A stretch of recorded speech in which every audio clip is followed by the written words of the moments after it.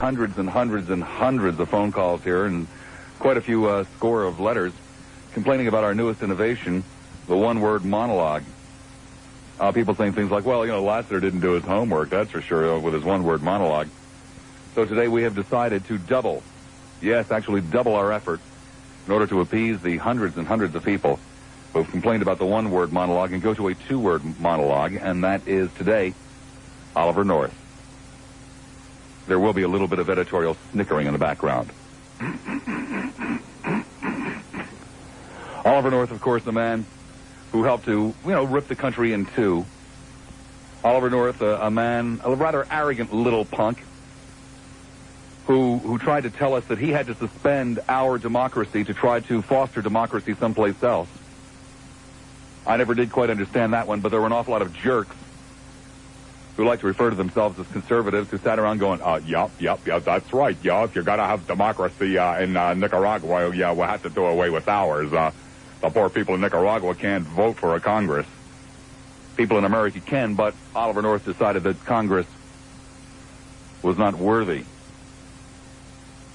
of their constitutionally mandated responsibility in running the nation.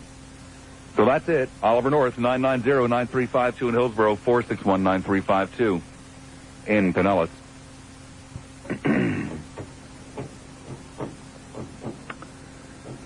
We'll wait. We're very patient, especially at this hour of the day.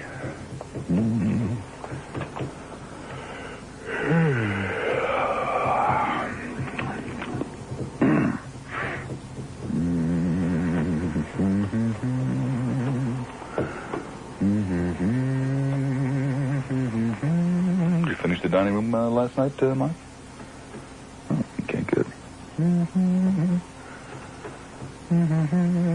Oh, my. The phone is really starting to twinkle now. Okay, Town and Country. Hi, Town. You're on the air at 970 WFLA. Only thing I want to say about Ollie is he didn't get what he deserved. He should have gotten more than 3 counts. And I don't think it's over with yet, Bob. Well, which counts did you think that he should have gotten that he didn't? Well... I see. You don't know what other things he was charged with, then. Well, yeah. Especially ones that, basically him about lying to Congress. He even said so himself. Sir, he was convicted of that. Obstruction of Congress. Well, he didn't get enough anyway. But you don't know what he was. I see. He didn't get enough anyway, and then the punk runs away and hangs up. You don't even know what the hell you're talking about. You don't know what the other 9 charges were, but unbelievable. Carolwood. Hi, Carol. You're on the air at 970 WFLA. Good afternoon, Mr. Lassiter. Afternoon. I was just calling to say I heard the news about 10 minutes ago on your station, and I was a little relieved. I'm happy to hear that he was acquitted of all but 3 of the charges. What charges was he acquitted of? To be very honest with you, I don't know. No. But you're glad that he was acquitted of them anyway. Well, I know what they are, but I can't list them specifically. Well, could you, put them in general terms for us? I can attempt to. One, that he violated the American Constitution. That he violated the American Constitution, huh? By taking part in a covert operation that was against the law. And that's about, in principle, quite honestly, all I can list out of the 9, other than the 3 that he wasn't convicted for. In essence, what you're talking about is a charge that he conspired to obstruct, or not to obstruct, but conspired to get around the Boland Amendment. I'm not sure the precise terminology of it, but at least you have some vague idea, which is more than our last caller did. All right. And for that, I have respect for you. Well, thank you. One other comment. Sure. The reason why, although I don't agree with anything that he did, and I don't particularly like the man as an individual, I do think that, much like Spiro Agnew, he was being used as a scapegoat in amongst many people that failed to take responsibility for their actions, and for that reason, I'm happy that he's been acquitted of most of the charges. Thank you very much. Thank you. Take care. Spiro Agnew, a scapegoat, okay. 990-9352 in Hillsborough, 461-9352 in Pinellas. We have doubled our efforts today, a 2-word monologue, Oliver North. Brandon, obviously an Oliver North supporter. Unfortunately, we will not be able to share that with you. Not that it was so bad, it's just that, hey, We just got a big kick out of the guy going to all the trouble for nothing. St. Petersburg, you're on the air at 970 WFLA. Hello, St. Pete. Yeah. You're on the air. Yeah. Oh, pity poop. Tampa, you're on the air at 970 WFLA. Hey, Bob, how you doing? Fine. Hey, good to talk to you. I'm really disappointed that Oliver North got off on all the serious charges, and I think he's a real scumbag. He didn't get off on all the serious charges. Well, he got off on, as far as I'm concerned, the biggest ones anyway. And I think he's a scumbag and a federal criminal, and all the flag wavers who are calling you. What's that? Which ones did he get off on? Well, anyway, that's my opinion, Bob. I see. Oh, what a great bunch of people. I mean, it doesn't seem to make any difference on either side. You guys don't really seem to know what the hell you're talking about, but that's okay. That's what we're here for. We are definitely here for that. That is for sure. 990-9352 in Hillsborough, 461-9352 in Pinellas. You know, I kind of really enjoy days like today when you guys make absolute asses out of yourselves. I really enjoy it.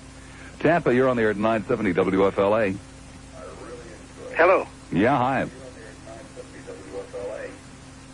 Hello? You got to turn the radio down. If you don't, I'm going to go on to somebody else. Okay, hold on. Yeah, hold on, he says. Unbelievable. Why didn't you take the... okay, Bob. Why didn't you listen to Michael the first time he told you to turn the radio down? Hold on.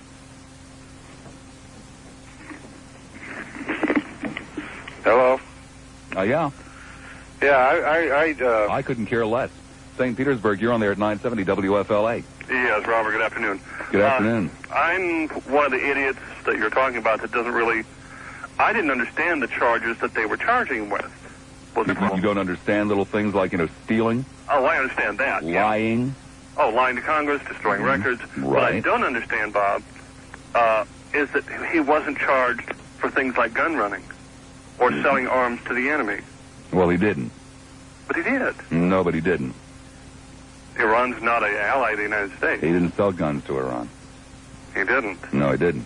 Somebody did. That's right. He wasn't the one. Those guys are still to come. But he was in on it. No, he wasn't in on it. Oh, Robert. Otherwise, he would have been charged, sir. Those guys are still to come. Well, I still think they should put, Reagan on the stand, too. And I hope that will come. On the stand for what, sir?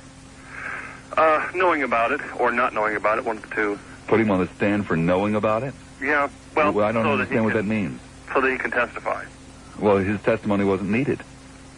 Thank goodness. But I'm like the others. I didn't know all the charges, but I didn't memorize all the charges. Well, I'll be honest with you. I don't know all the charges either, but I'm not going to sit here and say, boy, I'm really bummed out that he wasn't convicted on all of them, or boy, I'm really bummed out that he was convicted. Yeah, I do wish, that he would have been found guilty on more of them. There you go again. What were the charges? I know. I'm just as stupid as what do you want? Blood? You got 10 years, $750,000 in fines, and the three most. This man is now a felon. Yeah, hopefully convicted of 3 felonies. Hopefully the charges that he did get found guilty on are enough to put him away for a while. 10 years, isn't that enough for you? Yeah, that's enough. I mean, what we know for a fact that he did, he was convicted of today. We knew for a fact that he accepted an illegal gratuity with offense. Bam, he was convicted of that. We knew for a fact that he destroyed government documents. Bam, he was convicted of that. And we know for a fact that he obstructed Congress by deliberately lying to them.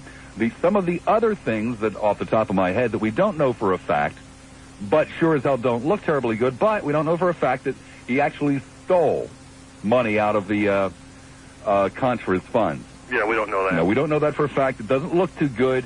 Unfortunately, all those diaries were destroyed. Isn't that a shame, et cetera, et cetera, et cetera. But the really serious stuff, bam, he was convicted of today. There is justice. I agree. You going to be listening to Saving Sam on Saturday? Who knows? He's going to have fun with this. Who knows? Probably have a pity party or something. I wouldn't doubt it. Take care, Robert. Be good. 990-9352 in Hillsborough. 461-9352 in Pinellas. Actually, the Pinellas line is the only one that is available for this moment. Sarasota. Sarah, you're on the air at 970 WFLA. Yes, my name is Mike. On Oliver North... Yeah, why did you tell me what your name was? Does it make any difference what your name is? No, I guess not. Okay. Well, continue ahead, please. Well, I'm a first-time caller, and I don't want to be eaten alive. Oliver North, for what he was convicted on, the people that convicted him and everything, there's more pity out there for the man than the people that actually think what he was guilty of. Well, I don't quite understand what that says. What does that mean? I think people, for Oliver North himself, the people are more sorry for than some people like the Marine, the Rambo attitude, trying to save everybody from the communists, you know. And, you know, to me it's ironic because I never seen, I've been down here 18 years, and I have never seen so many people that are anti-communist. I mean, unreal. And, you know, and they ignore the fact that there's so much crime and everything else on the street. And what Oliver North was convicted of was, you know, even though it was definitely against the law, he lied to a Congress. If anybody else lied to a Congress, they'd take you out and hang you. And well, it's one of the things he was convicted of today. Yeah, but for the people that are still Ollie believers, you know, they'll never admit to it, you know. Doesn't make any difference anymore. Well, that's true. Justice prevailed. Thank God for that. I got to ask you one thing, okay? I want to quit smoking, and I've heard you talk about a doctor on the radio. Mm-hmm. And could you please tell me how I'm in Sarasota, and it's virtually... I'm going to put you on hold, and Michael can get you that information, okay? On hold he goes. I go to Gulfport. Hi, Gulf. You're on the air at 970 WFLA. How you doing, Bob? Fine. Well, I'm sorry that what happened to Ollie North. Why? Well, I'll tell you why. I would hope so. That's what I just asked you. Okay. When Jesus says, who is not guilty to cast the first stone, mm-hmm. that we all casting the stones, but we all are guilty. Oh, well, by that... Take them from the top to the bottom. Sir, yeah? By that logic, then I suppose no one should ever go to jail for anything. No one should go to jail for anything? Right, sir. By using your own logic, you know, we're all guilty, so therefore... Well... But he was without sin cast the first stone. Well, the man carry orders. He didn't do it on himself. No, sir. I beg your pardon, sir. Nobody ordered him to accept an illegal gratuity. No one ordered him to do that, sir. He was doing it on himself? That's right, sir. No way. Oh, really, sir? I'm sorry, no way. Well, funny, Ollie says so. Is Ollie lying again? What was the case he doing there? Sir, was Ollie lying? Sir, was Ollie lying when he told us that he accepted that gratuity of his own free will, and then, sir, tried to hide it? Was he lying then, sir, too? He wasn't informed to do all that. Oh, sir, you're a jerk. You don't have any opinions, sir. You're just a moron. I'll talk to people with opinions, but I'm not going to talk to morons. Hello, Americans. This is Paul Harvey. So frequently, the only... 970 WFLA. Hi, Bob. Hi. I think justice was served today in that trial. I think it's particularly interesting on the charges that he wasn't found guilty on. It's basically the only obstruction of justice, or obstruction of Congress, rather, that he was found guilty on was in helping Casey prepare his false chronology of events, mm-hmm. which Casey was answerable to the Congress, and obviously that was a violation of the congressional authority. And which North, of course, admitted to. Right. Now, the obstruction of Congress as a member of the NSC, he was found not guilty down the line on, which is answerable to the administration. And personally, I see it as kind of a move back into separating the administration as a separate branch of government from the Congress, rather than as a servant of the Congress, which has kind of been the trend since Vietnam, with the War Powers Act and that sort of thing. Oh, when has the administration been a servant of Congress? Well, with the War Powers Act, there have been several other legislation they put through to try to tie the hands. When did the War Powers Act tie the hands of the president? Well, it limits him. He can't have anybody in for over 60 days. Yeah, but so when has the War Powers Act been a problem for any president? Well, it's been bantered about as an axe over his head. It was used in the Persian Gulf. It was used in the Persian Gulf. I beg your pardon, sir. It was held as a hammer over his head in the Persian Gulf when the Sir, the War Powers Act was not invoked in the Persian Gulf. No, it wasn't invoked, but it was held as a lever. You can use an act without invoking it. Sir, how did the War Powers Act become law? Because the Congress was worried that it would have another Vietnam. How did it become law, sir? It was voted on by the Congress and was signed off by a president. Thank you. That's right. But that doesn't mean that it's right. Oh, so it's wrong because you don't approve of it. Well, I think it's something that usurps the separation of powers in the government. Well, sir, who can declare war? Congress. Right, sir. So, in essence, instead of tying the president's hands, what the War Powers Act did is it relieved the Congress of their responsibility of declaring war and passed it off to the president for 60 days. So, sir, it didn't take away any power from the president. It took away power from Congress. Good grief, man. Before the War Powers Act, the president didn't have the responsibility, or not the responsibility, well, he did, the authority to really commit troops. Well, then how do we manage to spend 10 years in Vietnam and we're still in South Korea under the solely presidential approval? The Congress was afraid to move. Exactly, sir. So it's not taking away any power from the president, is it? The president has powers that he shouldn't even have because of a gutless Congress. Oh, I'll agree with that. Gutless American people that wouldn't demand a declaration of war in those two actions that you speak of. I have to agree with you on that, but I see it as a return back to the separation of powers, as I said before. I really think that, Congress has been trying to usurp the executive branch. Where have they been trying to take away the executive branch's powers? Can you give me an example?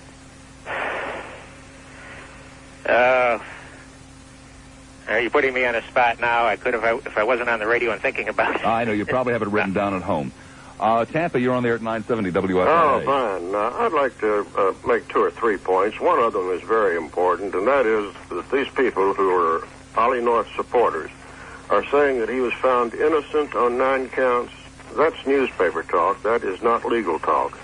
The jury found him not guilty on 9 counts, which is to say that they did not find evidence beyond a reasonable doubt to hold him guilty. Well, so therefore, sir, he was innocent. It is not a finding of innocence. Then the second thing is, if he'd had 12 counts of murder against him and he'd been convicted on 3 of them, would everybody be buying champagne at the North household? No. He was convicted of very serious offenses. I don't know anybody, sir, that said he wasn't. Well, I heard Tom Brokaw, and this really surprised me, say that he thought that the North people would feel that this was a victory because the jury had found him innocent on 9 counts. Well, sir, Tom has to fill some airtime without much thought and preparation. I'm afraid so. Occasionally you say, kind of dumb things. When you're facing 10 years in the slammer and $750,000 worth of fines, I don't think that's, And he can no longer just sneeze that. He cannot hold office in the United States, any office in the United States in the future. I don't know. I suppose that's not true. He could be pardoned. Huh? That's not true. He could be pardoned and have all of his rights restored. Well, until he is pardoned. And I wouldn't be too surprised if George Bush pardoned him because of his military record. I'd be real surprised if George would like to do 8 years. Oh, yeah. Well, they do say, and I'm sure that I am a lawyer, incidentally. I'm sure that in any trial of the nature of this one, with all the new ground to be covered, that there are a great many points to be settled on appeal. So the battle isn't really completely lost by Ollie North, but I would say that Ollie North is probably feeling very, very, very bad right now, not feeling any great joy. And if anybody calls you and tells you they're celebrating because the jury found him innocent on 9 counts, that is just really ridiculous. Well, sir, I'll make up my mind as to what calls are ridiculous and which ones aren't. For those of you that were fascinated with the legal talk, there is more of that every morning here between 9 and noon. Monday through Friday. Tampa, you're on the air at 970 WFLA. Yeah. Hi, Bob. Hi. I'd like to say just one thing in defense of North. I think that in any point in these proceedings, if Ollie North would have taken the route of giving Congress what they wanted and singing like a canary and implicating the president, which I'm incidentally I'm sure. Sir, it wasn't Congress that put him on trial. It was the U.S. Justice Department. Yes, I know that. So then why are you trying to blame Congress? Well, I'm speaking mostly of the congressional hearings. You're just talking out of your hat. I see. Go ahead. No, the congressional hearings opened the door for the subsequent indictments. No, they didn't, sir. I know the evidence couldn't be used. No, they didn't, sir. They didn't open the door for the subsequent indictments. They're actually two separate. I realize that, but then why, sir, did you try to imply that they weren't? Well, when he started down the path of lying to Congress, which incidentally was one of the charges. That's right. Right. Okay, that's the point I'm trying to make. If he would have taken a different attitude, I think he could have saved himself. If he would have implicated the president, I think he would have saved himself a lot of anguish. And incidentally, I'm sure that the president knew all along what was going on. You are? And you are, sir? I'm convinced you are, sir? Personally. Yeah. Do you have inside information? No, but I believe. Oh, so you just want to believe it? Well, okay, yeah, I want to believe it. But so in his defense, I think that he was trying to save the president before. Well, is that good or bad? Well, I think it shows some honor, I guess. Some honor? Yeah, I think so. What kind of honor does it show toward his children who will now be without their father? Well, what kind of honor is that, sir? I don't serve in your country. What kind of honor is it to circumvent one democracy to supposedly help another? What kind of honor is in that, sir? I swear to tell the whole truth, nothing but the truth. So help me God that I swear to you I believe in, and then lie. What kind of honor is that, sir? Well, I guess there's not as much honor in lying, but... no, there isn't. Saving the presidency. Saving Reagan's reputation now subsequently, that Reagan's not in office. Saving Reagan's reputation? I'd give him a little credit for that. I mean, we could have had another Watergate, but Oliver North is taking the blame and saying the buck stops here. Sir, I think we should have had another Watergate if there was another Watergate warranted. Well, that's another subject. That's another subject. Well, sir, this is a nation of laws, is it not? It is. You have obstruction of justice for preventing it. I think he is. I think ultimately laws were broken, definitely. Honor in the same sentence with all of this. Well, I don't. Are you saying that every law is a good law? I mean, sir, when you're just a lieutenant colonel, yeah, every law. Yes, no, sir, I'm sorry. What you do is you swear to uphold the Constitution. Well, Reagan swore to uphold the Constitution. Not to uphold Ronald Reagan. Well, I don't even know if the military code of justice, sir, tells you that you do not only do you not have an obligation, but you do not follow an illegal order. Well, that's what it says. When you're a lieutenant colonel and you work directly for the president and he tells you the communists are taking over in our hemisphere... If you are a PFC, or lieutenant colonel, or a 5-star general, you do not follow an illegal order. Well, a lot of them throughout the years have been... Yeah, I know there are a lot of people who have committed murder. That's what happens to you when you break the law. You pay the consequences of the law. He's going to pay for those consequences, and I think he's paying for someone else, ultimately. And I think history may view this whole affair a little differently, given the space of 10 or 20 years, and we see what develops in Central America. And I don't think it's... Sir, you want to know what's going to develop in Central America? I'll tell you what's going to develop in Central America. More and more and more and more socialism, sir. And the reason it's going to develop is because of pig-headed people like Ronald Reagan and like Oliver North, who think that other people are just little pawns to be used here, there, and the other place. Because of pig-headed people like Ronald Reagan and Oliver North, who think that only some people deserve power, that only some people deserve money. So, sir, you're absolutely right. That's what's going to happen in Central America. But it's not because of the failure of Oliver North. It's because of the success of Ronald Reagan. Well, I think it goes a lot further than Reagan. I think we've been guilty of benign neglect at best in Central America over the years. Yeah, about 200 of them, sir. About 200 of them, but rarely have we kept armies alive in Central America to just... No, we did it ourselves back in the old days. We went down and did it ourselves as somebody. I'm not against socialism or whatever economic policy they want to pursue. I'm dead set against it. I'm against foreign, as the Monroe Doctrine says, foreign power trying to establish a base, whether actual physical base or... Sir, the Soviets don't need a base in Nicaragua. Not with the Sandinistas, I guess not. Given the chance to consolidate their power, they won't need a base. Sir, Nicaragua is so damn poor they can't afford to run the water 24 hours a day. Well, maybe they ought to So how in the hell do you think they're going to go running around Central and South America creating war, which is very expensive? Well, they've had a little bit of an opportunity to put their Marxist theories to work and improve the situation, and they haven't done it. Sir, what country currently has Nicaraguan troops fighting in it? Nicaragua. Who are they fighting, sir? They're fighting what elements of the Contras that are not yet wiped out. I guess they're not even there anymore. That's right, sir. They aren't even fighting. They aren't even fighting in Nicaragua, are they? No, not anymore. That's right. So you don't have to worry, sir, about those Nicaraguan troops, do you? Not today. Yeah. What about next year or the year after? They'll be in worse trouble economically next year, sir, than they are today. Well, the Soviets are still pumping millions of rubles into the Nicaraguan economy. Sir, you better read your newspaper. They've been cutting back, because at home they have their own problems because their system doesn't work. That's right. But that's not that. I don't think this glasnost and this perestroika is so great, because I think once the Soviets realize that they have such an inferior system, if the hardliners over there ever get back in power, they're going to see their only option. Then, sir, it would seem to me that it would be to your distinct benefit to help the Soviet Union and to help Gorbachev pull off these things. I hope Gorbachev succeeds in ousting the hardliners from the party. Then, sir, why are you trying to keep him pinned down in places like Nicaragua?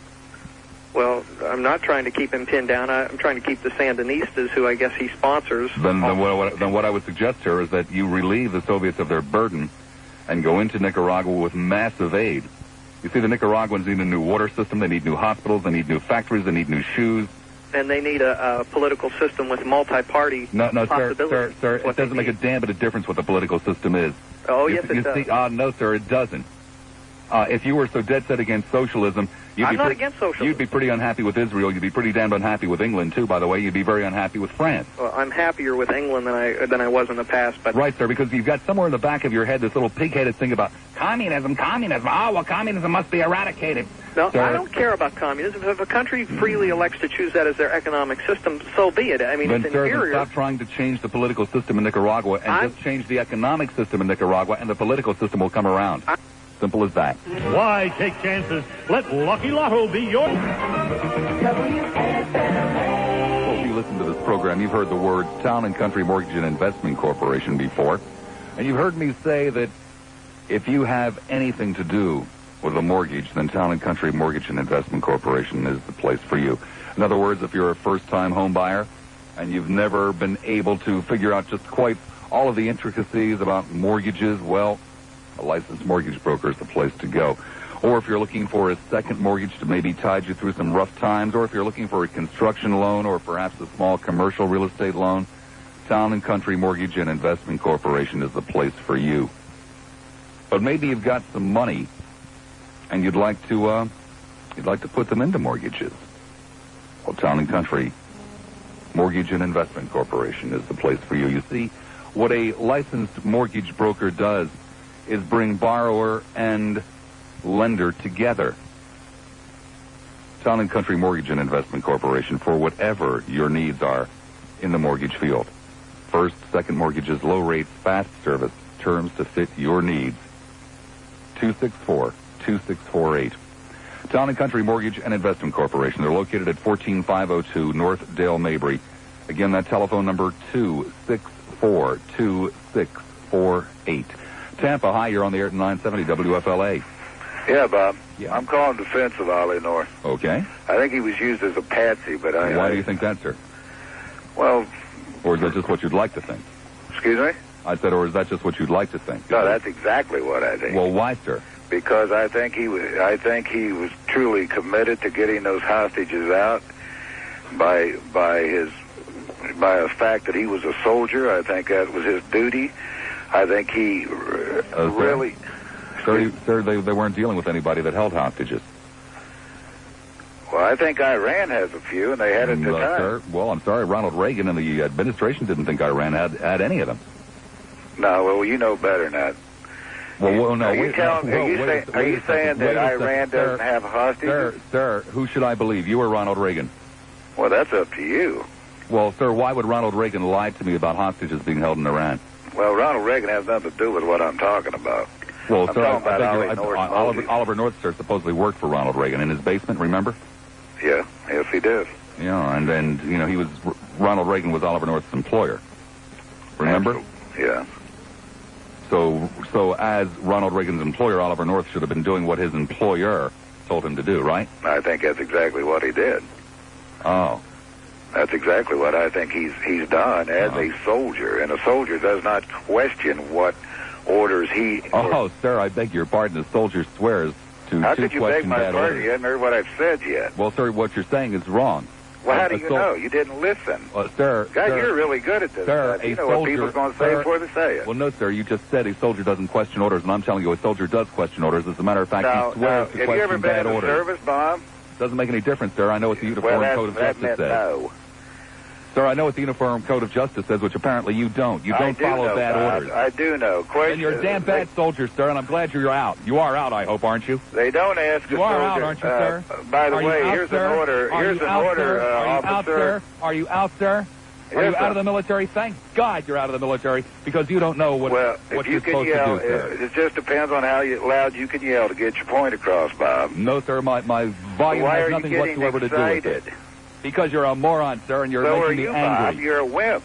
Oh, I'm a wimp? How's that, sir? I think you sat on your big old butt over there in that radio station while Ollie North's been out there trying to save some hostages. Yeah, save hostages. And you've enjoyed the fruits of the land here that Ollie North's been over there trying to provide and keep for us. Where did Oliver North go, sir? And all you can do is sit there and run him down. Where did Oliver North go, sir? Oh, yes, sir. He's a convicted felon. What the hell did you do to save those hostages, He's a convicted felon, sir. What'd you do to save those hostages, Bobby? Nothing, but sat off. No, sir, I did the same damn thing that Oliver North did. You did nothing, Bobby, I did the same thing that Oliver North did, sir. Run him down because he made an effort to do something. You're right, sir. I did the same thing that Oliver North did. To do. Nothing. Right, you did nothing. Right, just like Oliver North did, sir. He did a lot. At least he tried, Bobby. He didn't lay on his big butt and say, oh, my God, look what we've done to Nicaragua. And you know what I think we need to do? We need to go over there and build them a whole water system so they can get a lot of water when they come over and shoot us all. Well, sir, if you really cared about people, then you would want to build them a water system. I don't give a shit about Nicaragua, and I don't care about your commie ways. All my commie ways. Oh, you're nothing but a damn liberal that sits back and lets all these people do your dirty work, and you lay there and ride your bicycle. What dirty work, sir? What dirty work? Did Oliver North get the hostages? That's right. At least the no, man he didn't, sir. So he didn't do any dirty work, did he? Hostage. He had good intentions. Oh, he had good intentions. Oh! Well, that's more than you had, sitting over there eating frosty cakes every night while they were over there in prison. What are frosty cakes? Hey, how would you feel if one of them were your brothers over there? If one of those hostages was your brothers, Bob, how would you feel? The same way, sir. No, you wouldn't. I beg your pardon, sir. If you did, you don't give a shit about your family or anyone else. I'd like to get you and Janet Scialis together. You know, maybe you could have a great show, the two of you. I'd like to get you and some other commie together, and maybe you can compare notes. Yeah, what's that mean, sir? What's that mean? Yeah, what's that mean? Me and some other commie and compare notes, huh? Well, I think what it means is that I think you're a little to the left. Yeah, so a little to the left. You probably wreck your bicycle when you're pedaling it. Yeah. You know, Bob, you really make me sick. I make you sick, sir? You really do. Yeah. You sit on your big butt and you tell the whole American public, because you have the power of the sauce there with the radio, how bad America is all the time, and this No, and sir, that I tell and America the how other. good it could be. And I never tell America how bad it is. I tell it how good it could be. Well, so that's the difference between you and me, sir. Who that's are you? the difference between you and me, sir. You're not interested in the better America. America. You know what you are, Bob? You're a citizen like I am, and you have no more authority than I got. Sir, if you can make it better. Sir, for the first time in this conversation, you've said something I agree with. I'm a citizen like you. Now I'm going to hang up on you, you son of a bitch, for calling me a communist. Now let's go to Reddington Shores. Hi, Reddington. You're on the air at 970 WFLA. Yeah, Bob, how are you doing? Fine, thank you. All right. I just wanted to make a couple comments there. First of all, you know, it's kind of like Ollie there did a John Wayne there, and he did one for the Gifford. And I think we need to look at that real hard, because although he should be convicted, and he should have been convicted What do you mean need to look at it real hard? What difference does it make, sir? Well, because we're looking at what's going on in the 80s. I mean, there's a lot of Ollie Norris we ain't found out about. And, you know, the CIA and all of them, there's a lot of cover-up there, or I believe there is. You know, and whether they want to cite it as national security, why they tell us or not, you're looking at, I mean, you know, all these people are seeing all these things, and there's more of them going on. And Reagan is the one that's responsible, whether or not the liability will lay with him, and Ollie's responsible for his own actions. But like I said, he John Wayne'd it. And he's going to eat the 8 to 10 years, whatever he gets, and he probably is not going to do that much time, or we both know that. I believe he'll probably be sentenced under federal guidelines, so he probably won't get but a couple years on this thing. I mean, when that's sufficient. Years, that's really sufficient. That's sufficient. He's been convicted of 3 felonies. I'll live with that. I'll take it. Well, so I. But what you're saying is right. You're making us aware of that this is going on, but it's going to happen again, and it's going to continue to happen. Like you said, there's a lot of pawns out there, but us as citizens, we don't have any control over what's going on there, other than we can voice our opinion and hopefully one day, eliminate it. But South America's shot. It's going to be a socialist. All right. Thank you very much. Thank you. Ray Collins standing by at the WFLA News Desk. Ray. Thanks, Bob. Maybe do the dishes. Possibly, maybe once every 2 or 3 weeks I could do the mirrors in the dining room. But I just didn't have the energy left to do the windows. I didn't have the energy left to get up and, get the cobwebs out of the corners of the cathedral ceiling. I didn't have the energy to go out and weed the yard. And then Muffy got me an Oric. An Oric vacuum cleaner, only 8 pounds. I'm able to just whiz around and do all of the chores in no time flat and have all the energy left to do the windows, to do the weeding out in the garden, to wash the car, to change the oil. So if maybe you would like to make it easier on your husband, you might get him an Oric vacuum cleaner. What are you looking at me like some kind of a jerk for, Michael? I got to sell these damn things. You know what I mean? Now, I know they're good. You know they're good. But I got to get their attention. He's always looking at me like I'm crazy. The Oric XL, 8 pounds. It is literally a lightweight cleaning machine, not just a vacuum cleaner. You can see it in 2 locations, 13230 North Dale Mabry in Tampa, 13230 North Dale Mabry. Their telephone number is 264-1937, or 2454 McMullen Booth Road in Clearwater, 2454 McMullen Booth. Their telephone number, 726-0523. The Oric is an incredible vacuum cleaner. Trust me. Largo, you're on the air at 970 WFLA. Yeah, Bob. Yeah. Have you served in the service? You know the answer to that. I don't know the answer. I just listen to you on occasion. What kind of a moron were you? We just discussed that not 3 minutes ago on this radio show. Then you're not a believer in our armed forces, are you? That has nothing whatsoever to do with it. It must. No, it doesn't. I mean, if you're going to say stupid things, I'm going to hang up on you and go to somebody else. Now, you're going to start talking sensibly or what? Talking sensibly? You got me. I believe I am. I believe otherwise. Riverview, you're on the air at 970 WFLA. Hi, Bob. Hi. I think it's kind of interesting that people are forgetting how this seemingly insignificant group of people got all this power to attempt to do all these illegal acts. I mean, it's beyond me that this group of people could have actually attempted, with no oversight, all the things that they did attempt to do. Well, what do you mean? Well, I mean, I think someone should have been looking over someone's shoulders, and this should have been nipped long before it got a chance to bloom. Well, it all depends. Maybe they were doing things that, other people wanted done. If that's indeed true, then I think that there should be some more trials. Well, there are going to be more trials. Well, one more trial. No, there are 3 more trials. And then Representative Hamilton is talking about reopening the hearings in Congress. Poindexter is the only other trial that I know of. Well, how about Hakeem, I guess it is, and General Secord?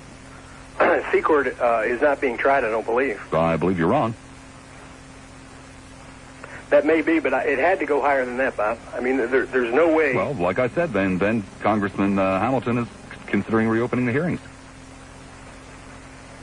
And considering being lied to some more, I would expect. Well, then, go down and overthrow the government. You've got to live within the system.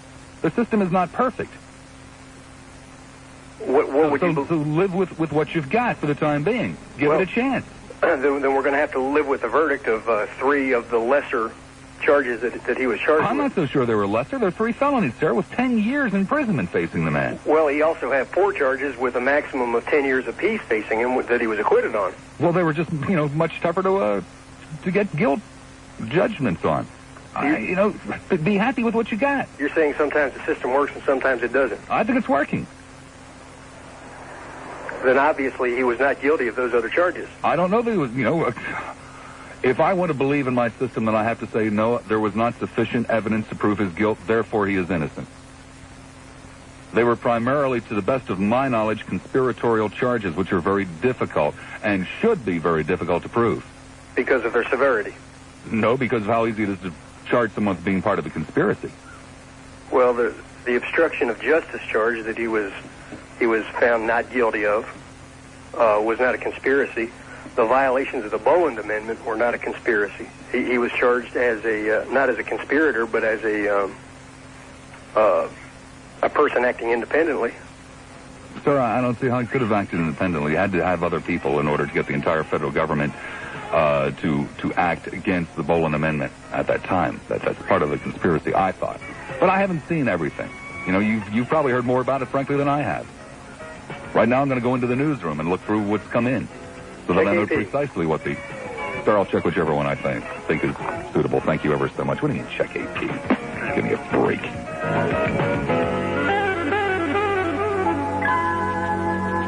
Here at Fun Seekers, 10 minutes after the hour of 4 o'clock, a Thursday, May the 4th, 1989 before me, so that we can, all be playing on a level field here.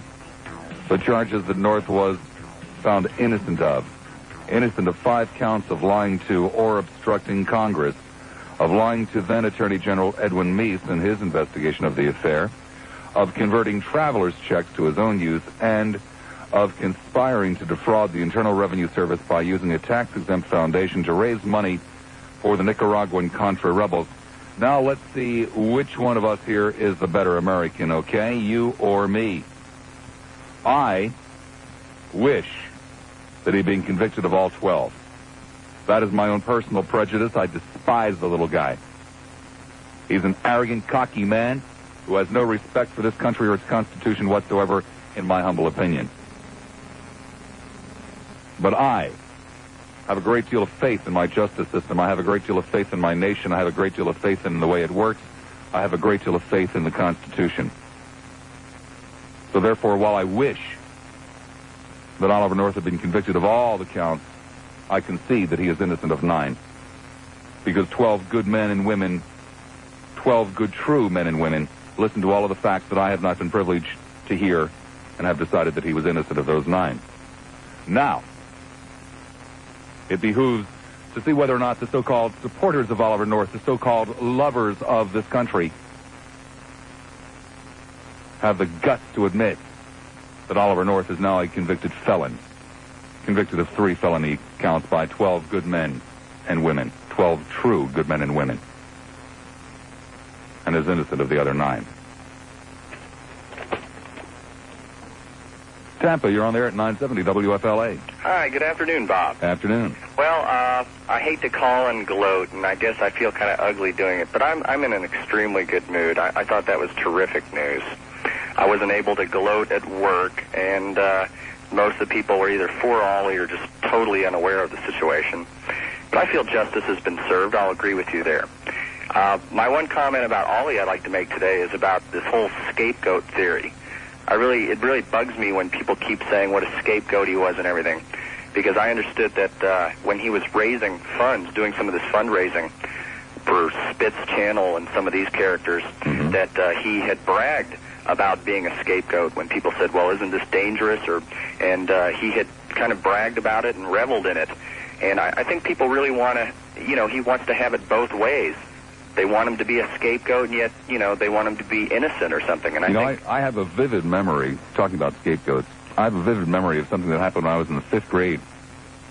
It was an afternoon kind of assembly in my grammar school, and we all came back from lunch, and we did something that we normally wouldn't do in the afternoon. We did that in the morning. We stood up and pledged our allegiance to the flag, and there was an officer, a police officer from the Collingswood Police Department, who was going to give us a little talk. And one of the things that he told us that day is that if we ever saw a crime committed, that if we ever had knowledge of a crime that had been committed, knowledge of the law being broken, it was our duty as the citizens of the United States of America to report it. Didn't make any difference who it was. I have to agree with you. I hope this prevents future behavior of this. I don't know if it will or not, but I hope it does, and I don't think you can revel in being a scapegoat with a big smile on your face, and then when you get caught, cry pity-poo, I'm a scapegoat. And I think people want to have it both ways. To the best of my knowledge, there is utterly nothing honorable. There is utterly nothing to be proud of. There is utterly no reason to have any pride in someone who has knowledge of the law being broken and keeps it to himself. He is all the more the criminal. I agree, and I have pride in our system. I'm like you. I'm probably a little greedy. I would have liked, or not greedy. I felt, from the way I understood everything, that he was probably guilty on everything, just from what he had said. But I think justice has been served, and I think it's a good thing. Thank you much. Thank you. 990-9352 in Hillsborough. 3 lines open for some bizarre reason in Hillsborough. 990-WFLA. And after I went to all that trouble, I doubled my efforts this Thursday with a monologue and came up with 2 words: Oliver North. Reddington Shores. Hi, Reddington. You're on the air. Bob. Yeah. Yeah, I think Oliver North is a pretty good representation of 99% of the people in the armed forces today. What do you mean by that? He doesn't have the ability to make up his own mind, to think for himself. He's got to have somebody else. I think that's an outrageous charge, an utterly outrageous charge of the good people in the military today. I was in the military. Well, great. That's why I got out. Well, I'm delighted that you did get out, because I find that just to be absolutely unforgivable. St. Petersburg, you're on the air at 970 WFLA. Right. I think the shame is on the U.S. government and the people. One of the things he had to accept the gratuity for was the security fence, because the government failed to protect them. Because the government, because the government said there wasn't any risk. Oh, this is a guy that works in the White House, sir. That was afterward that they said that there wasn't any Sir, this risk. is a guy that worked in the White House, and if you truly believe that what amounts to an electric gate is going to keep international terrorists away from Oliver North, then you're insane. It's a warning device. Yeah. Now, the second thing of shredding documents, I credit Ollie. He's going to stand up and take the bullets because he would not let names of people be put in jeopardy. Yeah. And the other one is obstructing Congress. Funny, sir, at his trial, sir, he tried to put those names in to the record at his trial. He was a great hero who was trying to protect them before he was charged, but when he was charged, sir, then he wanted everything. That is correct to show. These days. It probably is, but the bottom line is that man is I don't think he'll ever spend a minute in jail. And another thing, I think South America is very important to our country, probably in the next 50 to 100 years, as far as natural resources go. And I can understand why we want to take them over as a democracy. There are no natural resources in Nicaragua, sir. That's one of the reasons it's a dirt-poor country and always has been. Well, I mean, eventually... The place was great for growing bananas and pineapples. And, well, that's fine, too. They're probably better than what we grow. But we're running out of everything here. I think whole South America eventually. We start there, we keep working our way east, west, north, and south. And it's, I can't think of it as a strategic point anywhere, but I'm sure the government has some reason. And, I'm very upset to see 9 of the charges not be stuck with him, but that's the way our system runs. Thank you, sir. And hopefully, like you say, this terrible, tragical thing will never happen again. I hope not. Thank you, sir. I like your show. Thank you. Have a good day. You didn't really say start working our way north in South America. It was a slip of the tongue, I'm sure, in any event. Ray Collins standing by with a WFLA News Brief. Ray, I'm a creature of habit, and normally when I go to a place and I find a good dish, we're talking about restaurants here, and I find a good dish, I tend to have it every time I go there. And the time before last, I was at Calb's Cove. I was talking to Pat. She said, what are you going to have tonight? And I said, well, I'm going to have the Italian Gentleman. And she said, well, didn't you have that last time? And I said, well, yeah, it was so good. I really enjoyed it. And she said, well, why don't you try something else? And I said, well, Pat, oh, God, I know all the food's great, but I like the Italian Gentleman. And I had the Italian Gentleman. Last Friday, I was at Calb's Cove, and I was going to have the Italian Gentleman. And I thought, well, geez, I really shouldn't. I should try something else. And so I was leafing through the menu, and it is an extensive menu. And I came upon something I hadn't had in an age, okay? Prime rib. So I ordered the prime rib. I don't know that I'll ever have the Italian Gentleman again. I'll probably never have anything but the prime rib. The prime rib is absolutely delicious. But I would hope that you're not like me. I would hope that you're a little bit more adventurous than I am. And with the Calb's Cove menu, you've got room for a lot of adventure. An awful lot of adventure.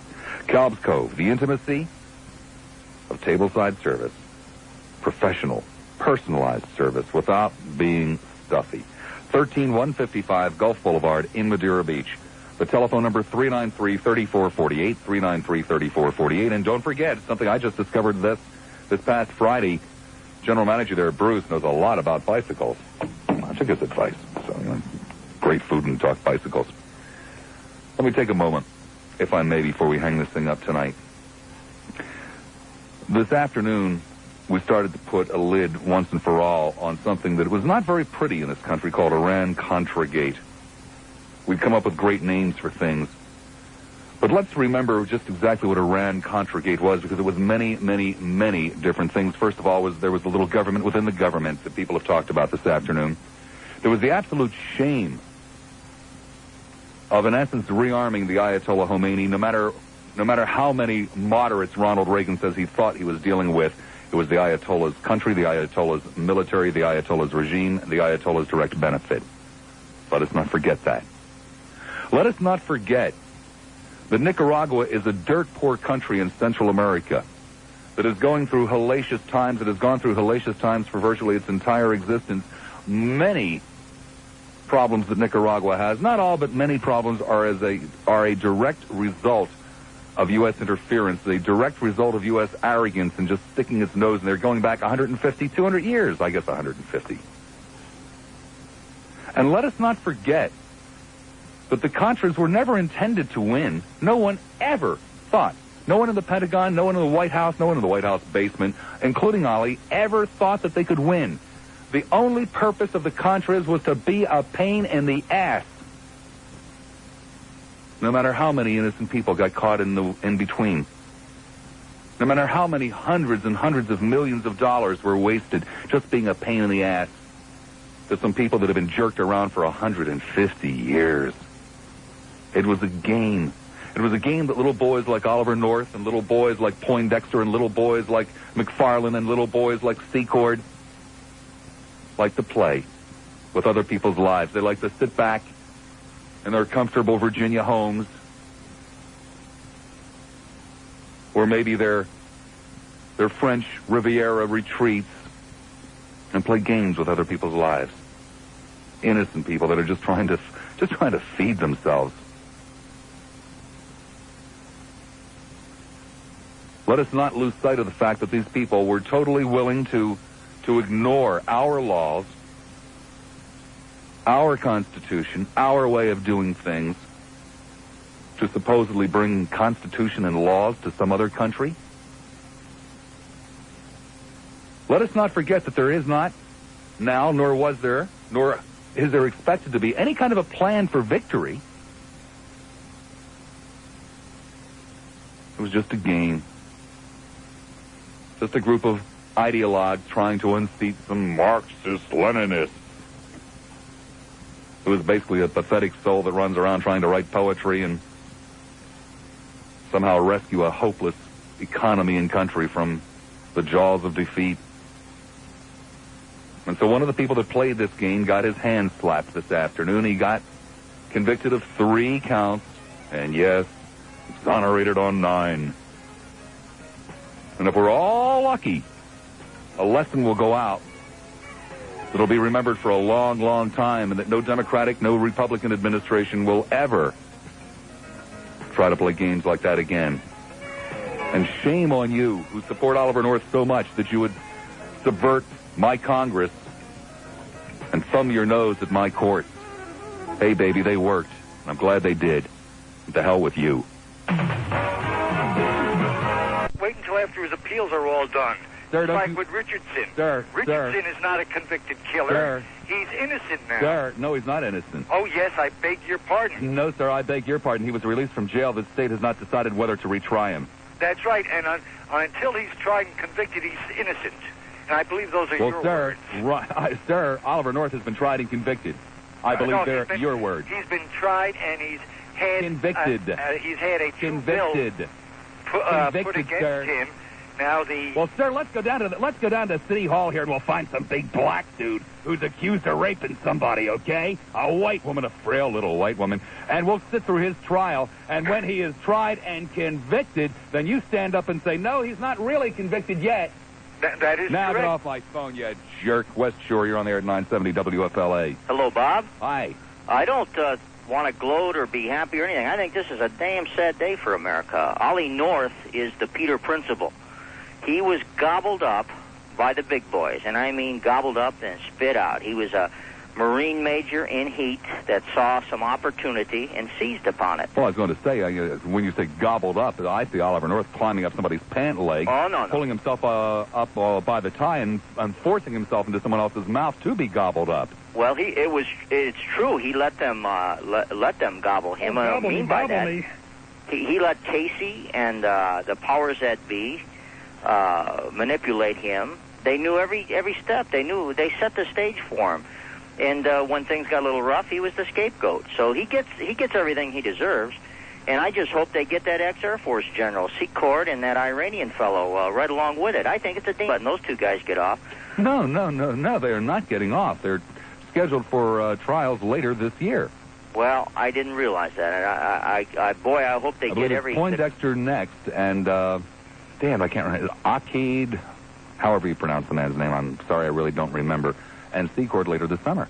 Well, you know, Bob, you asked one day about should Reagan have been put on Mount Rushmore. No, and I'll tell you, this is one of the reasons why, because he didn't have the guts and the honor like a Roosevelt or Jefferson or Washington. How would those presidents have responded to an Ollie North situation? They would never have allowed it to get to this point. They would have admitted, yes, our policy was. It's all North was doing. He was making a name for himself by living off of the policy. The policy was help the Contras and do it any way you can. Let's face it. And they went about it in the way they did, and I'm sure that general and that Iranian fellow saw some dollars there by being the arms brokers in the deed, and they came up with the idea, went to North and says, hey, here's a way to do it all. Boy, they were flying real high. It is always amazing that these people at the top of these efforts to bring democracy to other places in the world feel as though they should be well compensated for it. Very well. Millions upon millions upon millions of dollars worth of compensation. Exactly. So $4 an hour. It's a sad day. Bob, I worked for a fellow in the energy department that was a bureaucrat, a faceless bureaucrat from Iowa who toiled away all his life. He was about 45, 50 years old. They created the energy department. They pulled him up, plucked him up from the bowels of the bureaucracy and said, you will be the PR director. And they gave him carte blanche, and he did some things that he shouldn't have done. He spent money he shouldn't have, but he always had the okay of the energy czar. Do it, because we're promoting energy independence. Well, Gene, at the mention of carte blanche, I've got to break in because, Gary McHenry, who lives from paycheck to paycheck on his credit cards, is standing by. Well, our very own Gary McHenry. I just knew there had to be some little tie-in, some little way to jab Garrow. Gary, all I'm trying to do is help you. I've actually even been out this afternoon. I was out at various different restaurants trying to get a pub going for you. Oh, yeah? Yeah, I ran into a woman who said that she might be interested in heading up Foxes for McHenry. I thought this was like an organization that was already in place. Now you tell me that you're going out like trying to put it together. I thought there was great interest on a bunch of women's parts to set this up. Well, there has been great interest on a bunch of women's parts, Gary, but they wouldn't let me anywhere near them. That's true. Just do the traffic. Okay. Missouri and Court Street earlier accident in Clearwater about wrapped up. Brian, Dairy Road.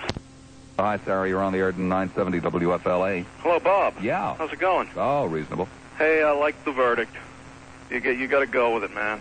One of these things I want to point out, though, is a lot of people are calling in and, saying how Reagan is, Reagan broke the law and Reagan's responsible. Well, personally, I don't think the man's bright enough to even know that he broke the law. Well, I don't believe that's any excuse. Oh, no, it's not an excuse, but, I don't know what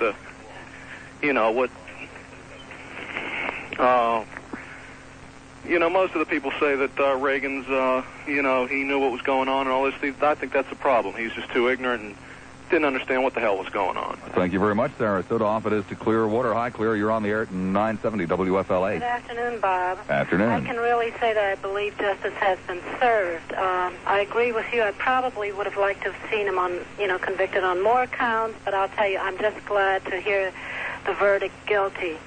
Hell, I'd like to see, the Jamestown flood put on North. Anything. Wow. I'll tell you, the thing that I really fail to understand is why on earth the neoconservatives cannot understand that in a democracy the law prevails. I just do not understand that. Well, I guess for the same reason that Ronald Reagan cheerfully told us about all those things that they didn't have in Nicaragua. You know, that a lot of people in Florida don't have.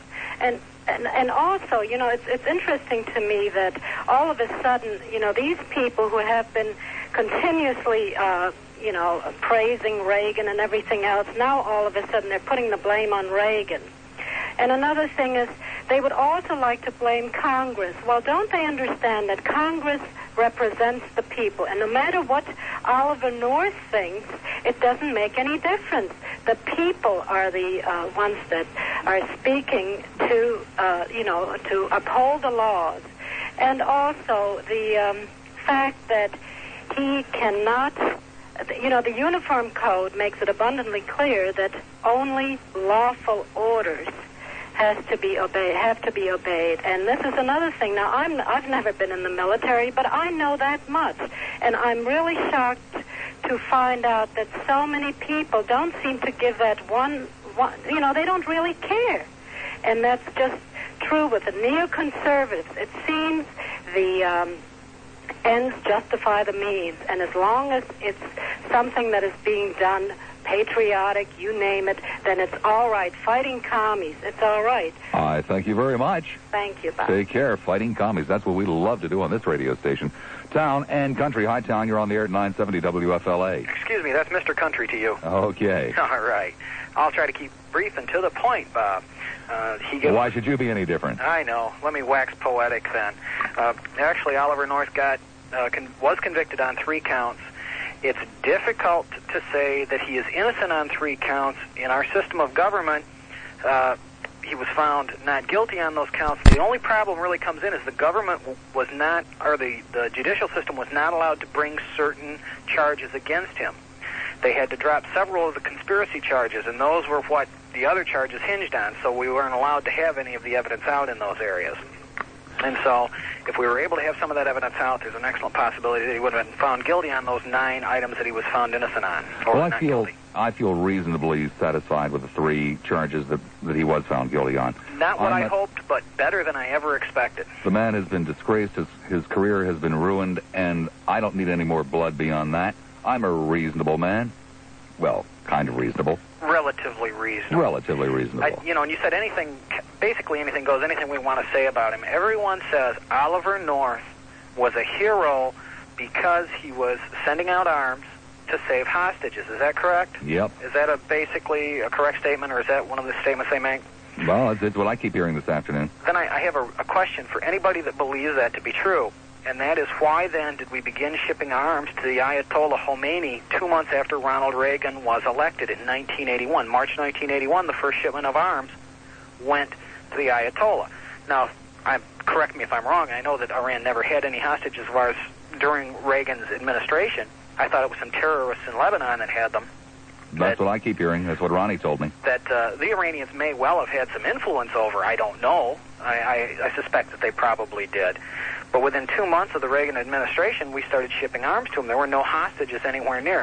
Details. You're only going to go confuse the poor people. I mean, come on, give these people a break, would you? Yeah. And besides, give me a break, too, because I'm up against a news break. Thank you. Thank you. I appreciate it. Ray Collins standing by at the WFLA news desk. Ray. Thanks, Bob. Atlantis astronauts finally in the air after... Both of them are in Hillsborough County, which I can well understand, hotbed of communism. 990-9352, 990 WFLA. Of course, Pinellas County, which is a hotbed of... well, it isn't really much of a hotbed of anything. It's kind of like a bucket of lukewarm prune juice. But Pinellas, nonetheless, is full. St. Petersburg. Saint, you're on the air at 970 WFLA. Yeah, you told us a lie. How's that, sir? You talking about that vacuum cleaner? Yeah. And you said that when you get done vacuuming the house with that wonderful thing, that gives you the energy to wash the car. That's well, right. You tell everybody you take the car to the Grand Prix car wash every week, so therefore you must be lying about something, you big fat pig. Right, sir. Mm-hmm. Off it is now to Lake St. Fred. Lake, you're on there at 970 WFLA. How about? Hi. So somewhere I've got my wires crossed, Bob, because I keep hearing the conservatives and the new right and these, and I use conservatives in quote and unquote, that there's too many appeals for these people on death row, that, we coddle these prisoners too much, and Ed Meese makes a comment when it concerned the Miranda decision that obviously anyone who is charged with a crime is guilty. But when one of their own goes through the system with all the protections that is afforded by our Constitution, I don't see them turning their back on that. Well, sir, it's because they're, two-faced, you-know-what. I don't think you really have real conservatives that are calling up and supporting Oliver North. I think you have non-thinking ideologues is the way I see it. It's the way I would see it, too. And I would also make one other point. This scapegoat theory that I have people telling me all the time, and I hear them calling you and saying, well, Oliver North was just following orders. Someone else higher up did it. They're going to blame Casey. They're going to blame Poindexter. They're going to blame McFarland. They're going to blame Bush. They're going to blame Reagan. Whoever they want to blame ordered them to do it, and obviously he's just a fall guy. Somewhere etched in the back of my mind in 1945, 46, and 47 were the Nuremberg trials, where I kept hearing that defense used by the Nazis. I was only following orders. Someone told me to put these people in these ovens. Someone told me to gas them. No one wanted to assume responsibility. And where I have a problem with Oliver North is, if the man truly believed what he said he believed, then he should be willing to stand up and say, I did it, and I'm going to face But you don't have any problems. There are no more problems with Oliver North. This very afternoon, Oliver North came before a jury of his peers. They found him guilty of 3 felony charges. You and I do not have all of the information available in that trial. We have to accept the verdict of these good men and women, and I do, and I'm sure that you do, and we no longer have any problem with Oliver North anymore. Well, Bob, do you think that Oliver North, with some of his supporters, will go through the appeal process? I would imagine. He's entitled to it. My question to them would be, if they're opposed to, like you said, a black man who raped somebody having appeals, and if they're opposed to appeals for people who are on death row, why in the world would they be in favor of appeals for Oliver North? Don't worry about it. Far better that they spend their money funding Oliver North's appeals, which are going to be even more and more and more and more expensive. Far better that they spend their money doing that than buying airplanes and bombs to drop on innocent people just trying to make it through the day in Nicaragua. Well, I would just like these so-called conservatives to look in the mirror and say, okay, that's one thing. Someone criticized you the other day. They said that when someone who doesn't agree with you calls up, you will pin them down to make them support what they're saying. But when someone who agrees with you calls up, you will listen. I find that just the opposite. If someone calls up and supports you 100% and makes an off-the-wall statement, you ridicule them just as much. And I think these conservatives are going to have to say, okay, this is our position, and this is the way we feel about law and order, and if Oliver North is guilty, by God, then he has to pay the penalty, as our system says. Thank you. Thank you. Be good. 1, 2. Make it 2 lines available, both in Hillsborough. 990-9352, 990-WFLA. As I said, rejoice.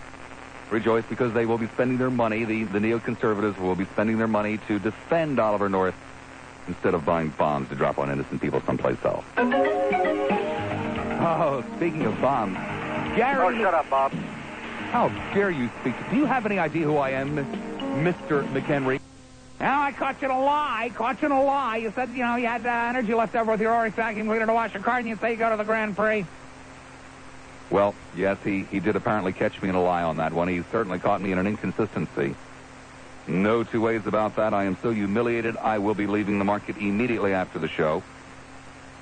Be donating all of my money. I'll just sell the household goods and give all of the money to the local Communist Party, I suppose. I realize that most of you have better things to do with your lives. I realize that most of you are, a little bit swifter than he is. And I realize that most of you people probably have a car. And I would still, even though I'm going to be leaving the market immediately after the show in shame and humiliation, I would still recommend to you the Grand Prix car wash. It's a damn fine place to get your car washed. That is, of course, assuming that you do have a car, as most of you do, except for that nerd in Pinellas County who is all excited because he thinks he caught me in a lie and has. I mean, right now he's probably dancing around the living room saying, Oh, he's going to leap down. He's going to leap down. Oh, boy. Also probably knee-deep in trash in his living room, too. If he had an Oric vacuum cleaner, he'd be in much better shape. 3 locations to serve you: 1880 Gulf to Bay Boulevard, right across from Clearwater High School, in Seminole, 10471 Park Boulevard, and the newest location, 3622 Gandy Boulevard, the Grand Prix Car Wash. Tampa, you're on there at 970 WFLA. Hi, Tampa. I'm doing all right. How about yourself, Bob? Fine, thank you.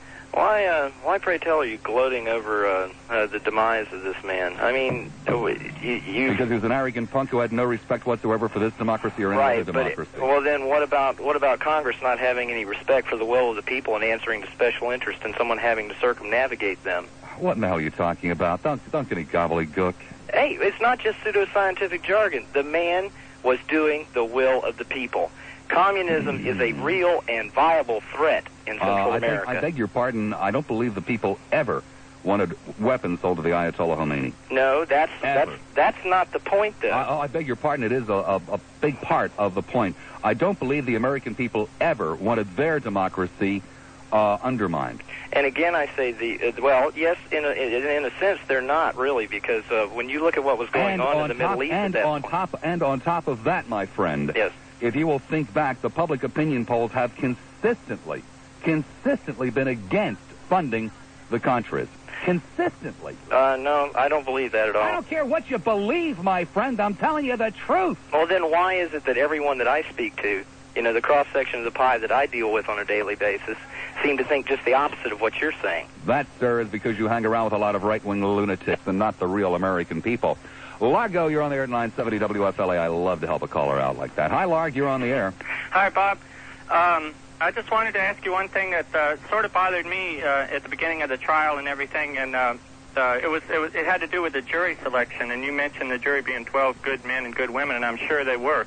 And I salute them, and I don't envy the job that they had to do. But I remember reading in the paper, and I guess it's general procedure, but they had to go to such extremes to find people that were really unaware of Oliver North, and some of the jurors even mentioned in the paper. No. What they had to do, my understanding, is they had to get people who had not watched any of the Oliver North hearings before Congress and had not read about them as well. Yes, and a few, or at least a couple of the jurors in the article I read said that they make it a general practice not to read newspapers, and I don't know, it just made me uncomfortable that they went to such extremes to find people. I mean, you almost have to live in a cave not to be aware of what was going on in the country at this time. And well, let me tell you this: less than half of the households in this country receive newspapers every day. Of those, less than half read them. Only something like 60% of the people watch television news. That means the other 40% don't. At any given time, you can stop people on the street, and only about 80% of them will know who the vice president is. Only 95... Hey, I'm serious. Only 95% will know who the president is. Yeah, you're probably right there, Bob. So it troubles me, too, but... that's the kind of world we live in, and remember that it was both prosecution and defense, and it's really done more for the defense, not the prosecution, to find people who are not prejudiced in the case, not overly familiar with the case. Yes, did that bother you at all, though, the idea of people that don't read newspapers sitting on the jury of such an important and complicated trial? It bothers me that I live in a country with people who don't read newspapers, that half of them don't read, not just the trial, but the fact that I share the planet with them bothers me very, very much. Yeah, well, I salute the job they did, and I'm happy with the verdict. Oh, you have to be happy with the verdict. Happy with the verdict, I'm not sure that's the right word. You have to be satisfied with the verdict, because men and women who have devoted their full energies for a number of weeks now to studying the issues in this case have passed on the issues, have passed on the facts. They said 9 of the charges did not warrant a conviction, 3 of them did. I accept that. And I'm sure just as I would have accepted it, by the way, if they came back with 12 votes of innocence. Yeah. Well, I'm sure by now they know a lot more about it than you or I do, because they were in that courtroom. And probably a hell of a lot more than they care to know. Yeah, that's for sure. Thank you, Bob. Ray Collins standing by at the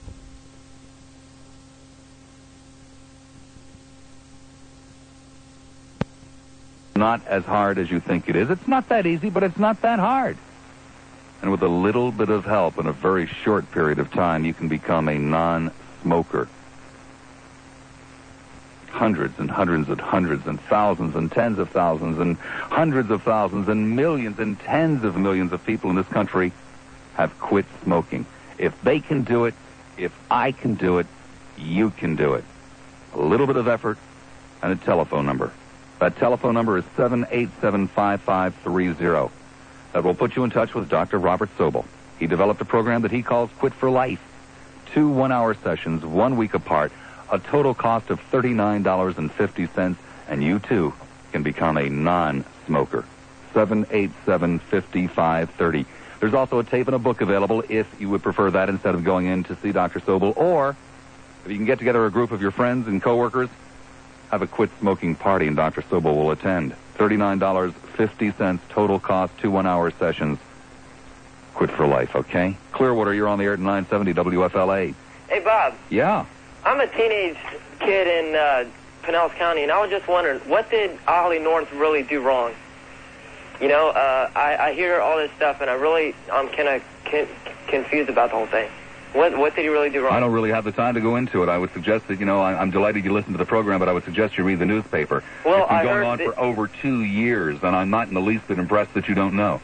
Well, I'm sorry, but I hear all this stuff that he has 3 counts of felony, and I was just wondering, what's going on, Read the newspaper.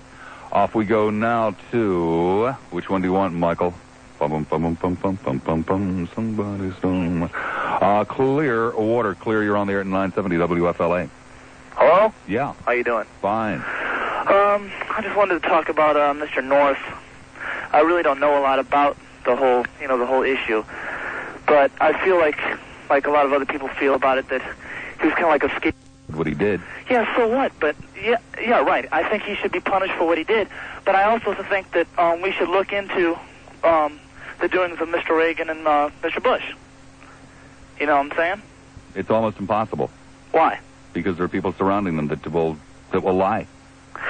That have already said, we will lie. I mean, Oliver North said, I would have lied.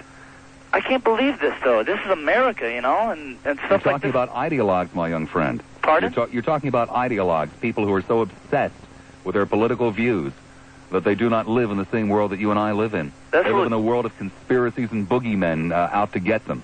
Yeah, that scares me. I mean, this seems like a lot like Watergate, or like it could become something like Watergate. It might be a hell of a lot worse than Watergate. A hell of a lot worse than Watergate. Watergate was just covering up a bungled political joke, or what amounted to a political joke.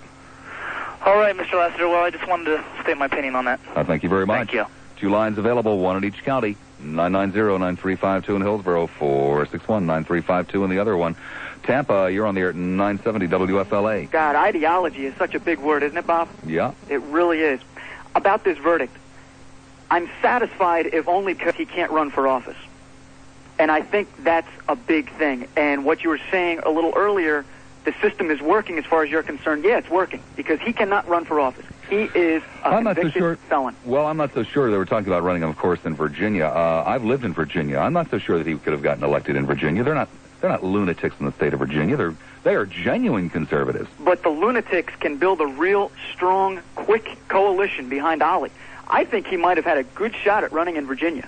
And he gets into the Senate, and he's got a lot of big say because Virginia's a fairly decent-sized state. Whatever. We don't have to worry about it anymore. This works.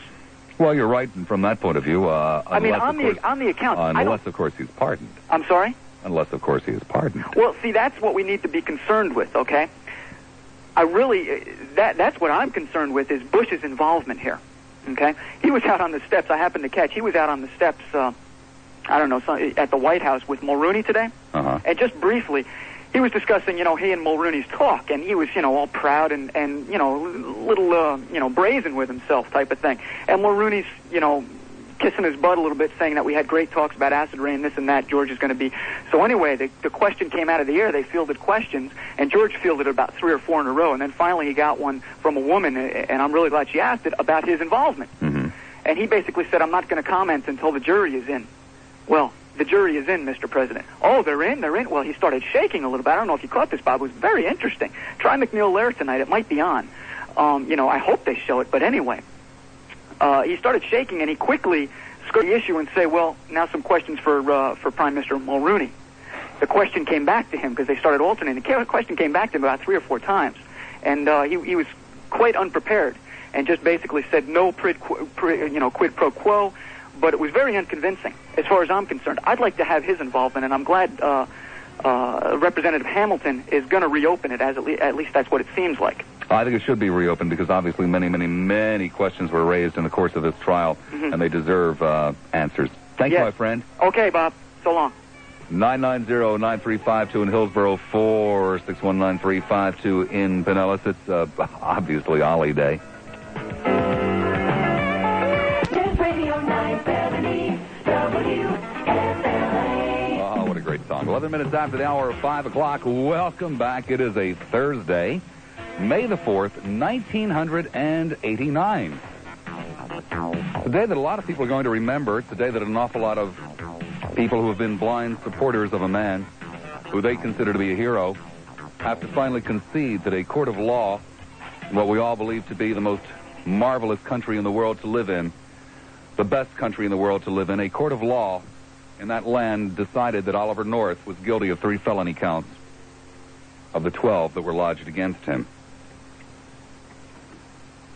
St. Petersburg, you're on the air at 970 WFLA. Yeah, I have a complaint about the way this news reported this thing about North, because whether he's guilty or innocent, how come Channel 8 and 13, the 12 charges, I've never heard him once say he was innocent of the other 9. They just get, well, he was guilty of 3. I wouldn't know. You'd have to call them. What the hell are you calling me for? I had nothing whatsoever to do with them. I'm just saying it's biased like you are. Oh, biased like I am? Really? I mean, let's talk about how he was innocent innocent of 9 other counts. I read those charges that he was innocent of.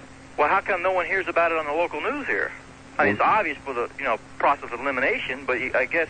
Sir, it's because it's a conspiracy. The commies have taken over, and we're coming over to your house tonight to get ya. Can't be serious.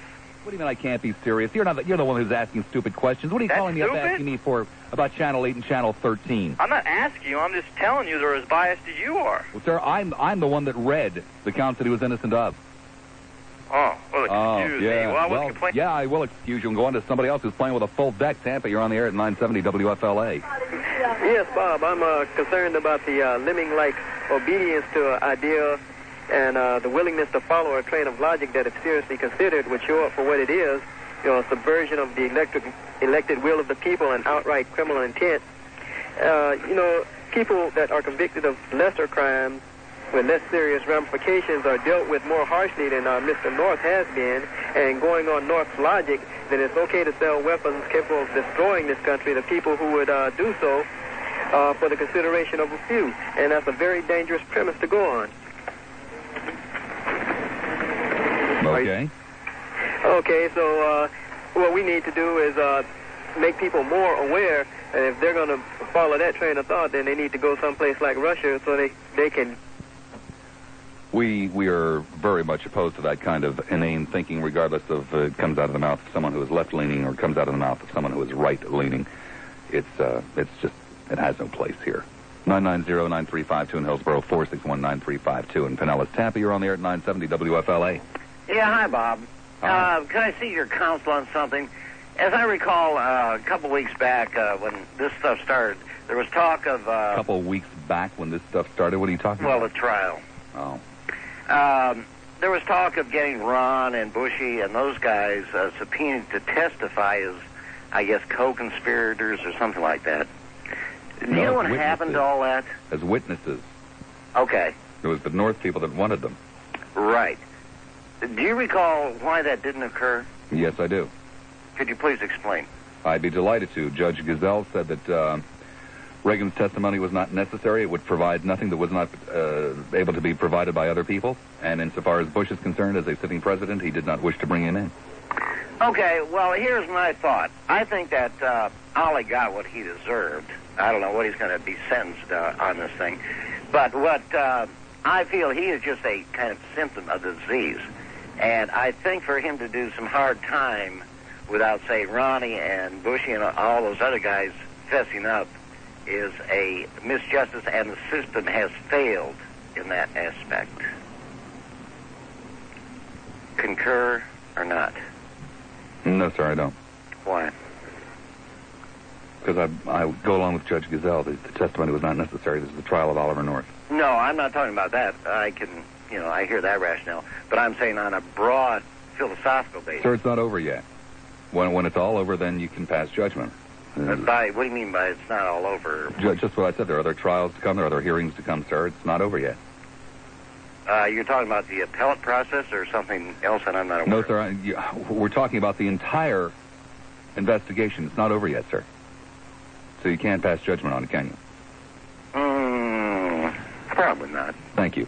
990-9352 in Hillsborough, 461-9352 in Pinellas, Tampa. You're on the air at 970 WFLA. Yes, hello. Listen, I can't understand these communists calling in there and putting Oliver North, a great American hero, down. You've nailed him to the cross all afternoon. I hope that he gets out of all this. I hope that President Bush will give him... Excuse me, lady, I couldn't hear you for the hammering. What? Well, I hope that he gets out of all this. This was a terrible thing you did this afternoon. You nailed him to the cross. Lady, I wasn't on the jury. No, but you were on this afternoon doing a pretty good job of it out there. I tell you, I just can't believe that they let people, draft-dodging people, call in and put this lovely man on trial like that. Ma'am, if you have information that I'm a draft dodger, I would highly recommend that you take it to the Federal Bureau of Investigation. Well, I'll tell you, it made me very upset. But you don't have any such information, do you? Because you're just a good-for-nothing, miserable slut. A lying slut. That's what you are. That's what you are. And you know well enough that what you did. Yes, ma'am, I do, and you don't. Yes, I do. I'm aware really? of what I did. Oh, really? Where did you get information about me, ma'am? I didn't say about you. I said I beg your pardon, ma'am. I beg your pardon, ma'am. I beg your pardon, ma'am. You accused me of being a draft dodger. No, you accused yourself of it a long time ago. No, I didn't, yes, ma'am. over on PLP. Yes, maybe you I was did. lying. Yes, you did. Maybe I was lying ago. just for you ratings. You said you'd rather go to Canada than ever go to war for the United States. Yes, Sorry, you did, ma'am. a long Sorry, time ago ma'am. at I've never nighttime. been in Canada. You said a long time ago. Sorry, ma'am. Yes, I've never been in Canada. Well, I used to listen to you at the night time. Sorry, ma'am. I've never been in Canada, and I didn't have to go to Canada. You oversized wimp. Slut. You oversized wimp. Slut. You were the oversized wimp. Dried up slut. You were the slut, not me. You were the dried slut. up prune You were with the gold dripping off you.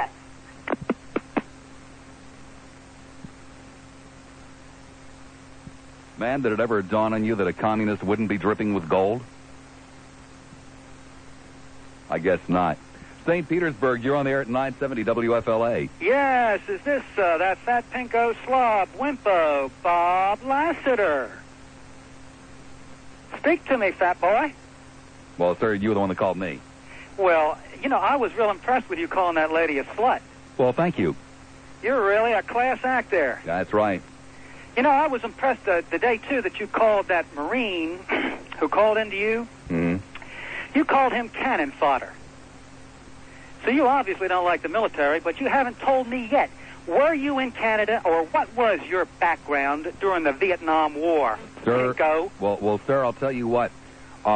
You can check through the... All I asked was sir, what you sir, were. You can check. I'll tell you what. What did you do? You can check, sir, through the U.S. Border Patrol and find out whether or not I've ever left this country and gone into Canada. You don't seem I'll too tell you proud what, of sir. it. If you can find out that I've left this country and ever in my life been in Canada, I will award you, sir, $1 million of J-Corps dollars. And you are one big pinko. $1 million, sir, if you can prove it. Otherwise, you're a liar. Bag. Yeah, and you're just a liar. Yeah, you're a You don't know what slut, the hell too. you're talking You're about. a pinko You're bag. so damn disgusted and ashamed that your boy, Ollie North, was convicted today, that the best you can possibly do about it, sir, is to try to tell a lie about me. Well, I'm telling you, sir, $1 million. If you can prove, I'm on the record, right here in front of hundreds of thousands, well, tens of thousands, let's not get too carried away, tens of thousands of people, if you can prove, sir, I have ever been in Canada at any time in the 1940s, 50s, 60s, 70s, or 80s. Not just during the Vietnam War, but at any time, $1 million, sir. All you have to do is come down and collect it. Otherwise, you're a two-faced little punk liar. Now, sir, we both know what you are. The rest of the audience will be breathlessly awaiting. Sometime the next, let's say 30 to 90 days, you're showing up with the information and claiming the $1 million prize. Liar.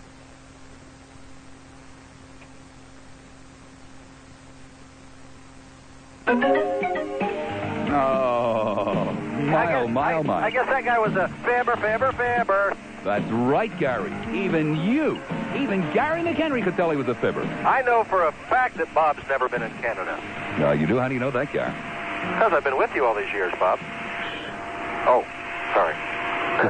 Gary McHenry, a very straight, airborne traffic reporter. The traffic right now along 580 through Oldsmar. 70 WFLA. You know, Bob, at least Ollie was stood up for what he believed, which is more than I can say for you. Oh, how's that? Well, you told us yesterday yourself you don't go out and take in any homeless or anything. That's right. How many homeless have you taken in? Well, I don't believe the same things you do, so but at least Ollie stands up for what he believes. How many Sandinistas did Ollie kill? And talk How is many cheap, Sandinistas Bob, did but Ollie in your kill? case, it's worthless. How many Sandinistas did Ollie kill? How many nights did he spend in the jungle? That's I wouldn't know. right. Well, yes, you do. Talk is cheap, Bob. Know the answer. But in your case, it's worthless. I know. And you're there every day listening to it. Yeah, dream on, pal. Right. Yes, I know. You're a chronic caller. What do you mean, dream on? Dream on, pal. Yeah. You're worthless. You're useless. You serve no purpose to humanity except to annoy other people. Oh, how many days a week do I know you? You annoy me whenever I decide to turn you on, whenever I'm not listening to Jay Marvin. Oh. Yeah, you're one of those people that always calls up and tells us about you. What's Jay talking about this afternoon? I don't know, Bob. I haven't you even turned the don't radio know. on until just now. Right, of course.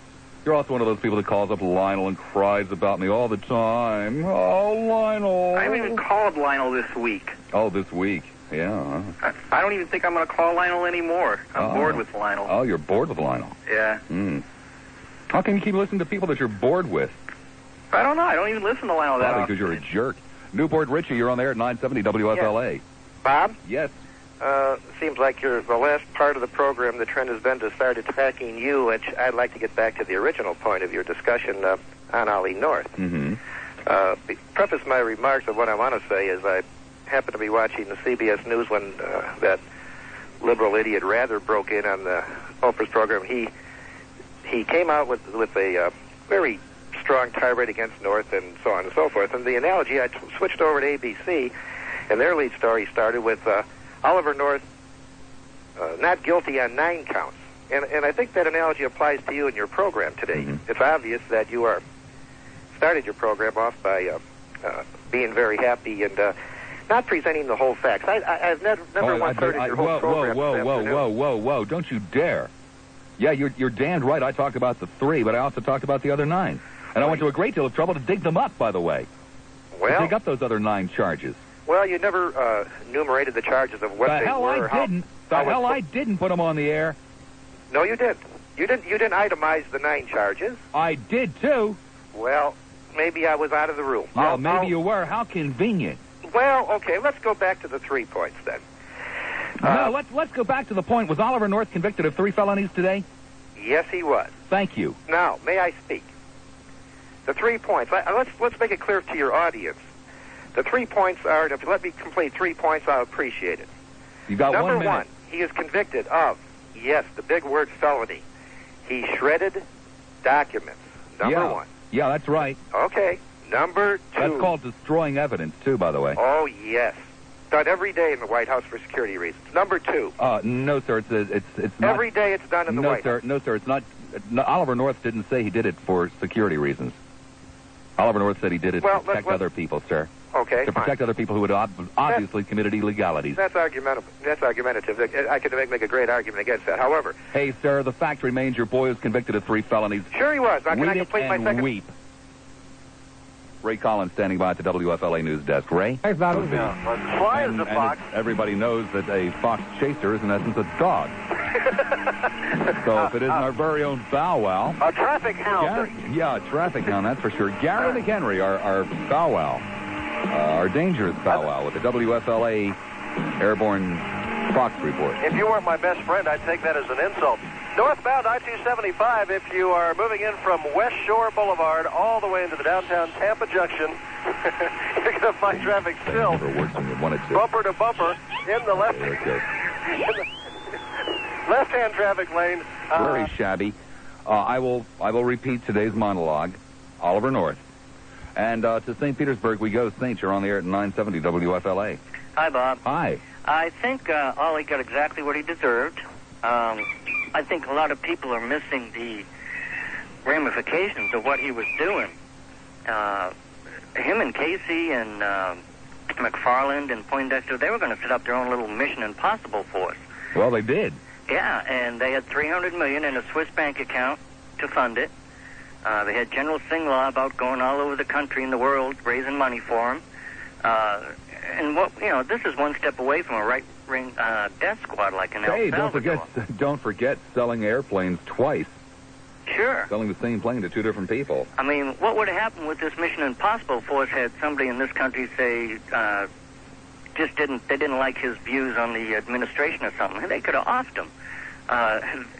Subvert the entire constitution of the country. And I don't think any of these people are realizing what was going on. Well, hey, what difference does it make at this point? Ollie's a convicted felon tonight. There is justice in the world. The system does work. Well, yeah, but it's also not punishing the people behind him. They took this young patriotic Marine and just spun him around. It's not over yet. Well, that's true, but all those documents that, he just accidentally shredded, well, what was in those documents, we'll never know. Don't be so sure. Well... you're probably right, but don't be so sure yet. It's not over. Well, pretty much over for, I think, any of the higher-ups, like maybe, Bush's and Reagan's involvement, but really Casey, his death was really untimely. Hear me out. What is the most important thing? Get George Bush by the gazungas, that we get Ronald Reagan by the gazungas, or that we make sure it never happens again? Make sure it never happens again. Okay.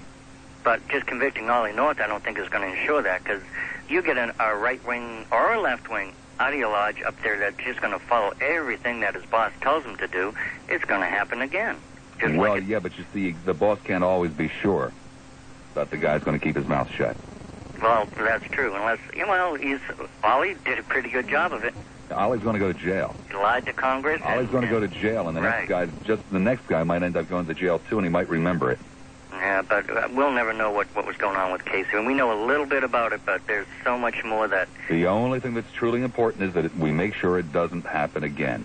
Well, that's the just real some of these key. people that really support him ought to think of how close we came, had he not been caught, to having a little right-wing, whatever you want to call it, Mission Impossible force traveling around the world answering to no one but Bill Casey, Bud McFarland. The problem is, it doesn't bother these people because they are not interested in democracy.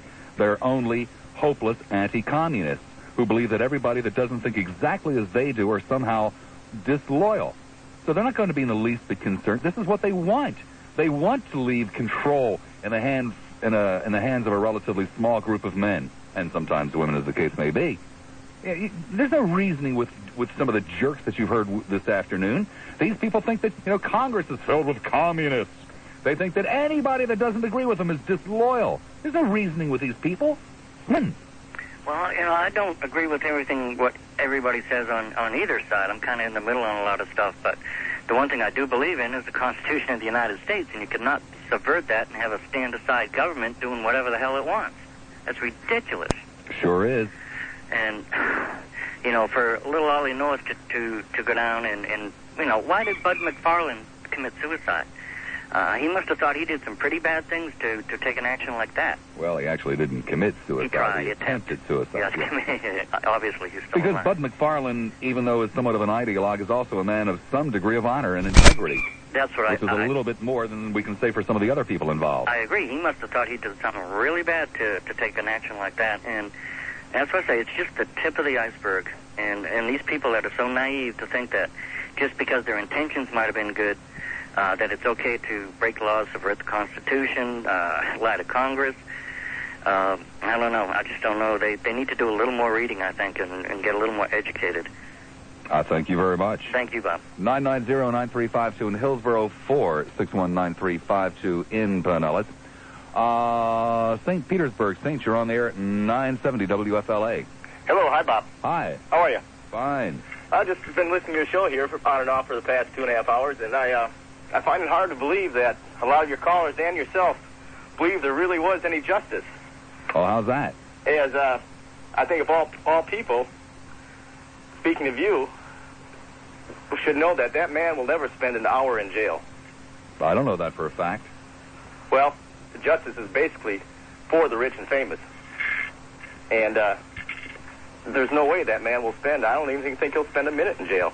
And if so, then he'll probably be at the Hilton with the tennis club and swimming pools and saunas and the weekend passes to let the wives or girlfriends in. I mean, do you think that would be